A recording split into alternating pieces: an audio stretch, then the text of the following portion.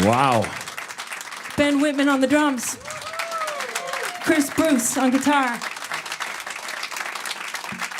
I'm glad you introduced them because that music is poetic as the lyrics inside that song. That's amazing, you guys. I mean, the tempos that you bring up and everything. Can I get a little bit closer? I feel so detached from you. I appreciate that. Enter our little bubble. I'll ask. I know. You That's can lean awesome. on my piano. Can I do that? Yeah. This is great to have you here. Welcome into our basement. Thank you. It's been too long since we've seen you. Yeah, it's been a few years. It has been. Thank you for inviting us back. No, please. Yes. You mentioned your mother and daughter. How are they? They're great. My daughter's 12 now. She is, yeah. Yeah, and really smart and stubborn.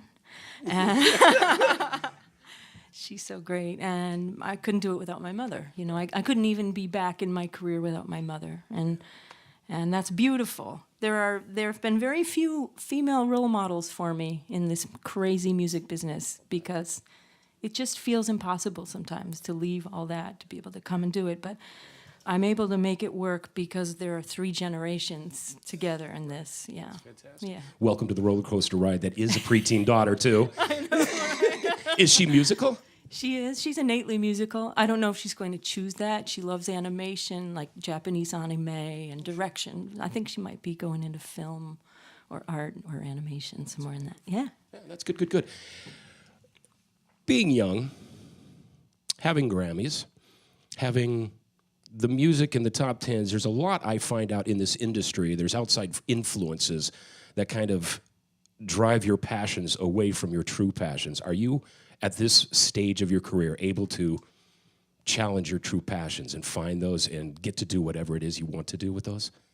That's a nice question. And I answer that with a resounding yes, because my passions really are about the music itself. And I've already had at least one midlife crisis. I mean, I think that 8-year hiatus from the music business constitutes that. And the life that played out that. My daughter, she was pretty ill with asthma. I couldn't work. I couldn't tour. And I didn't want to, frankly. I felt like my first career was ill-fitting. You know, I'm quite an introvert and an artistic writer, so, you know, had a couple of big hits. They got a lot of attention. Whoa!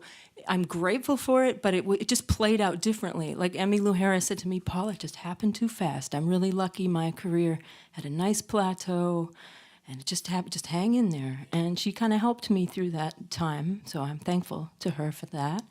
I'm thankful to my family, but that 8 years off is like a near-death experience in pop music, right? You come back, it's really different, post-digital.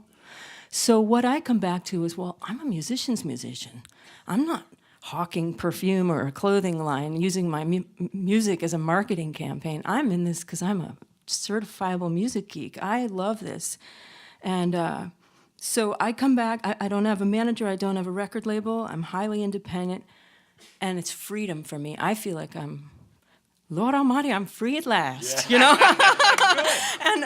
and it's good, and I get to make my album self-produced like I always did, except on my own. Like we kickstarted the last one, it was fantastic. That's one of the questions I was going to ask. Also, the difference between the first 5 to this one, I noticed that it did start with Kickstarter. How about everything? You said an introvert. Are you a tweet? I mean, in today's music world, they're tweeting every day. They've got something on their Facebook every day. Do you feel the social need, or is it still, like you said, music geek, it's all about the writing? Oh, well, I have to, you know. I know, and you know what? I really love my fans, so that's our natural dialogue mechanism, I guess.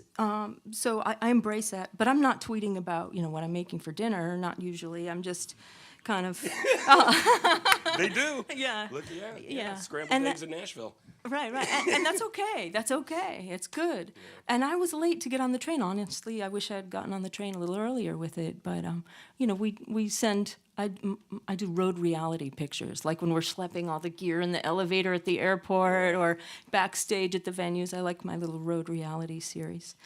You know, yeah, of course I do that. I do that. But mostly I like the creative independence that I have now, and I like my direct-to-fan relationship now. I'm happy. Well, I appreciate what you've given us for the last 18 years. My wife absolutely loves you, and I'm supposed to send my love from my wife to you. Cool. All So right. she just couldn't be here with us today, but absolutely love it. So can we hear some more? I would love that. Thank you. We would too. Ladies and gentlemen, Miss Paula Cole. Thank you.